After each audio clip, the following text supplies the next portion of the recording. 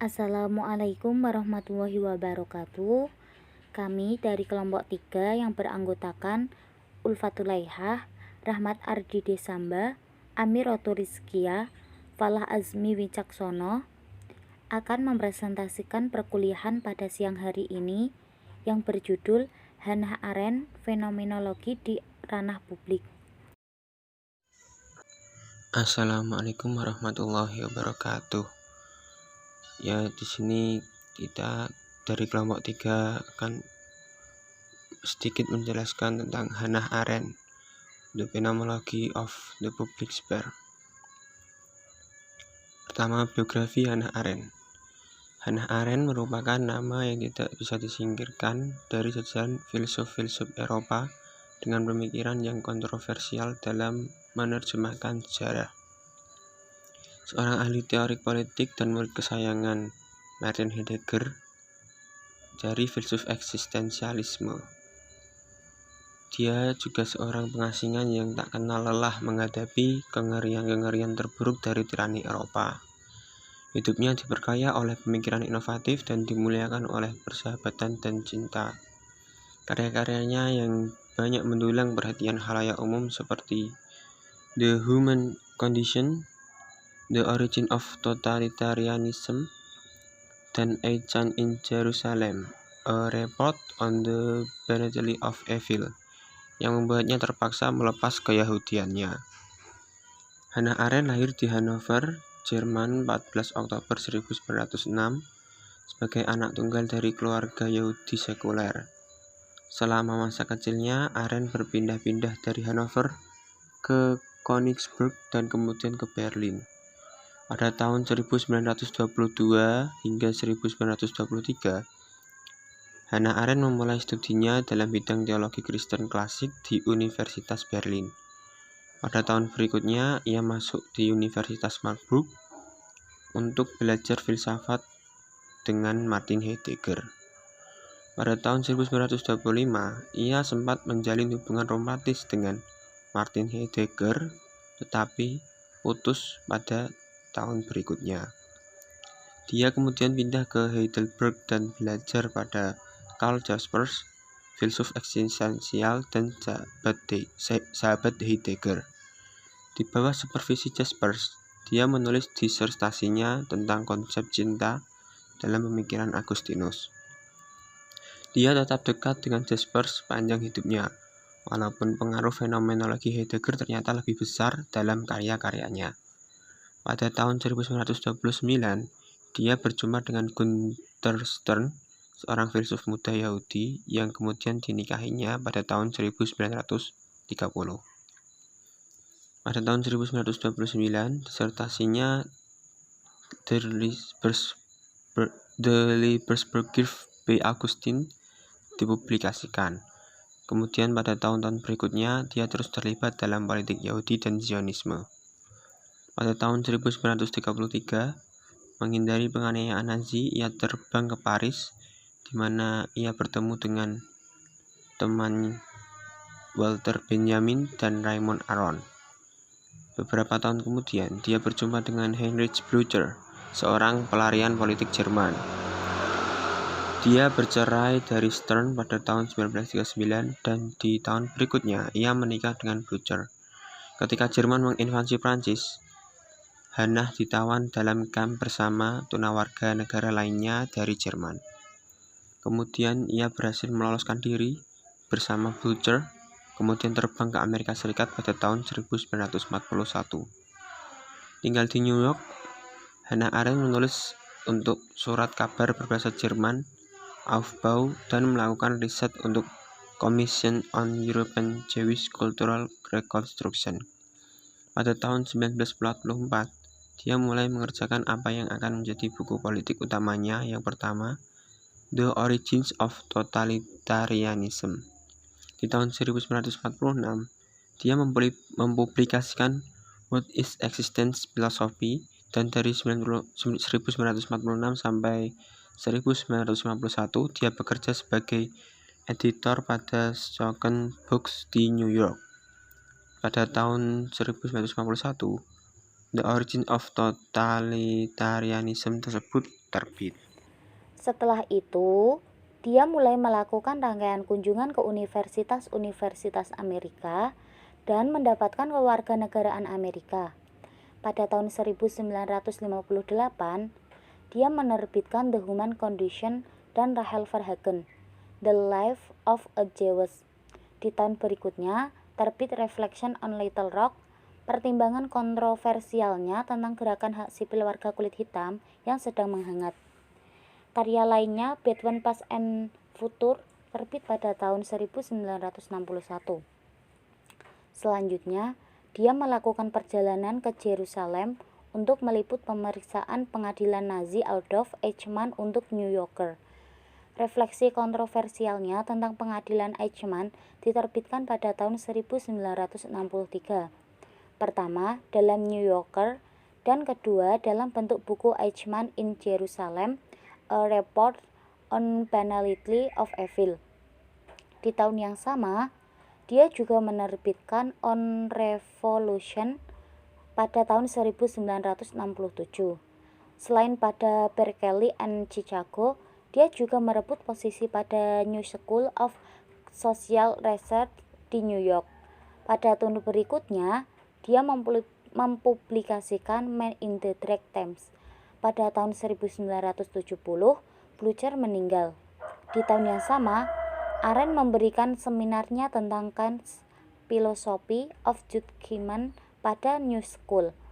Bahan seminar ini kemudian diterbitkan sebagai Reflection of Kant's Political Philosophy 1982 setelah kematiannya. Pada tahun 1970, terbit On Philosophy, disusul Thinking and Moral Consideration and Crisis of the Republic berturut-turut pada tahun 1971 dan 1972. Pada tahun menjelang akhir hidupnya, dia mengerjakan karya 3 jilid yang menjadi proyeknya, The Life of the Man. Jilid 1 dan 2 tentang Thinking and Willing diterbitkan setelah kematiannya. Dia meninggal pada tanggal 4 Desember 1975. Setelah hanya sempat mulai mengerjakan jilid ketiga, proyeknya yang berjudul Judging, tampak di sini bahwa Arendt menulis banyak sekali karya yang multi aspek. Karena itu, butir-butir sumbangan pemikiran Arendt sangat kaya untuk dipetik. Butir-butir pikiran ini tidak ditulis secara sistematis, tetapi didekati secara taat asas gaya Arendt, yakni melalui distingsi dan klarifikasi berdasarkan pengalaman konkret fenomenologis. Konsep dan praktik ideal ruang publik Hannah Arendt. Arendt menggambarkan ruang politik publik melalui 3 fitur, yakni 1. Artifisialitas kehidupan publik. Kehidupan publik dan aktivitas politik bersifat artifisial, tidaklah terbentuk secara natural. Politik bagi Arendt tidak sesuai dengan segala keniscayaan dan bukan atau menjadi karena kenaturalan sebagaimana yang dianut tradisi Aristotelian. Politik bagi Arendt jauh melampaui kenaturalan tersebut yang menjadi kodrati bagi manusia. Ia merupakan kreasi dari tindakan dan wacana bebas. 2. Kualitas spesial kehidupan publik. Opini politik tidak bisa terbentuk dalam ruang privat individu. Mereka dibentuk, diuji, dan diperluas hanya dalam konteks argumentasi dan debat publik. Ia hanya akan terbentuk ketika manusia berkesempatan untuk berkomunikasi dan mengemukakan pandangan mereka dengan orang lain. Maka dari itu, ia membutuhkan ruang publik untuk dapat bersuara agar opini tersebut tidak tereduksi. 3. Perbedaan antara kehidupan pribadi dan publik. Memisahkan eksistensi manusia lewat kehidupannya sebagaimana seorang pribadi dan kehidupannya sebagai seorang warga dunia yang hidup bersama orang lain.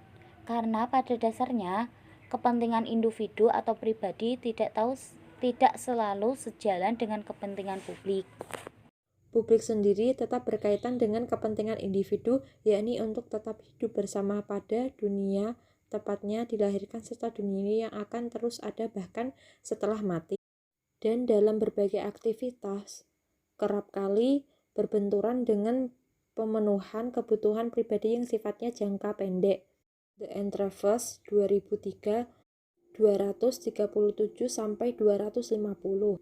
Dalam upayanya mendefinisikan ruang publik, Eret mengartikulasikannya dalam 2 dimensi. Hal tersebut merujuk pada ruang penampakan dan dunia bersama. Makna ruang publik sebagai ruang penampakan adalah ruang tempat segalanya dapat menampakkan diri, dapat dilihat oleh orang lain, dan dapat dipublikasikan. Ruang penampakan ini memberikan kesempatan bagi individu untuk menunjukkan apa yang seharusnya menunjukkan pada orang lain sebagaimana kita melihatnya. Ruang penampakan ini menyajikan realitas. Ia adalah sekumpulan isi hati, pemikiran, ide yang mengalami proses privatisasi, deindividualisasi, dan bertransformasi menjadi suatu bentuk yang sesuai untuk dapat ditampilkan di ruang penampakan. Eret 1958. Makna kedua ruang publik sebagai dunia bersama berkaitan dengan dunia sebagai ruang yang menyatukan warga dunia bersama dengan kehendak kolektifnya untuk tetap hidup bersama. Dunia yang menghubungkan sekaligus memisahkan, ia berada di antara manusia seperti analogi meja, ia satu-satunya yang menjadi perantaran penghubung antara manusia yang duduk menggintarinya, namun juga sekaligus menjadi pemisah di antara mereka. Dunia bersama ini menyatukan manusia sekaligus mencegahnya untuk menyakiti satu sama lain. Adanya pemisahan antara individu oleh dunia bersama ini memberikan kesempatan bagi tiap mereka untuk menunjukkan identitasnya dalam suatu tindakan politik. Sifat tindakan yang temporal seiring berkembangnya manusia ini oleh dunia bersama diubah menjadi narasi sehingga dunia akan mendapatkan ukuran importalitasnya. Terdapat 2 kondisi destruktif yang harus dihindari bagi dunia bersama sebagai ruang publik. Yang pertama, terjadinya isolasi radikal, di mana semua orang tidak dapat saling setuju satu sama lain. Eret 1958. Hal ini dapat ditemui pada masyarakat dengan pemerintahan yang tiran. Dalam pemerintahan seperti ini, komunikasi antar individu sudah tidak berguna lagi. Pemerintahan tiran meluncuri 3 fakultas fundamental manusia, berpikir, tindakan, dan wacana, sehingga menjadi manusia yang sama dengan binatang, animal speciesman. Kedua, dunia bersama dapat runtuh apabila terjadi masyarakat massa atau histeria massa, di mana semua orang tiba-tiba berperilaku seolah-olah mereka adalah anggota dari satu keluarga. Masing-masing memperlipat gandakan dan memperpanjang perspektif orang-orang yang di sekitarnya. Mereka semua dipenjara dalam subjektivitas dari pengalaman tunggal mereka sendiri yang tidak berhenti menjadi tunggal jika pengalaman yang sama dikalikan berkali-kali. Akhir dari dunia bersama telah datang ketika ia hanya dilihat dari satu aspek dan diizinkan untuk menampilkan dirinya hanya dalam satu perspektif. Kontekstualisasi ruang publik, Hannah Arendt di era kontemporer. Salah satu forum yang masuk sebagai bentukan dari ruang publik Arendt adalah Balai Kota Jakarta, yang mana pada pemerintahan Gubernur Basuki Cahayapurnama atau Ahok dibuka untuk umum sebagai tempat pengaduan langsung. Arendt sendiri menginginkan adanya ruang spesial bagi aktivitas politik yang memungkinkan warga bertemu secara langsung. Selain untuk menghindari anonimitas, juga untuk mempertanggungjawabkan bahwa pendapatnya adalah kepentingan publik. Ruang publik lain yang memanfaatkan aduan sebagai dasar fabrikasinya adalah Simakrama Gubernur Bali yang dirintis pada masa pemerintahan Mangkupastika. Sama seperti di Balai Kota Jakarta, segala aduan ataupun aspirasi dapat disampaikan oleh seluruh kalangan dalam simakrama ini. Simakrama membuka ruang bagi mereka yang suaranya tidak terpresentasi dalam wacana publik. Kedua forum diskusi tersebut menggambarkan secara baik ruang publik aren lengkap dengan ketiga fiturnya. Namun, kedua forum di atas masih belum dapat dikatakan ideal sebagai ruang publik. Aren adalah karena keduanya masih melibatkan relasi kuasa. Kedudukan manusia di dalamnya masih belum egaliter. Salah satu pihak dalam forum tersebut masih dapat membatalkan pendapat dari anggota diskusi lainnya. Terdapat kelompok minoritas berkuasa yang mendominasi kuota wacana publik. Adapun bentuk kolektif lain yang bagi penulis berpotensi menjadi relevan dengan konsep ruang publik adalah gang atau jalan kecil yang menghubungkan satu rumah dengan rumah lain dalam komplek perumahan. Kehidupan kolektif dalam gang memang terbentuk secara natural pada awalnya, tetapi kesadaran komunal warga yang tinggal di dalamnya terbentuk secara artifisial, di mana tercermin pada aktivitas seperti ronda, siskamling, dan gotong royong. Tidak ada strata sebagai pembeda warga dalam satu gang. Mereka hanya ada status di dalamnya, yakni tetangga. Sekian materi dari kelompok kami. Apabila ada kekurangan, mohon dimaafkan. Semoga bermanfaat. Wassalamualaikum warahmatullahi wabarakatuh.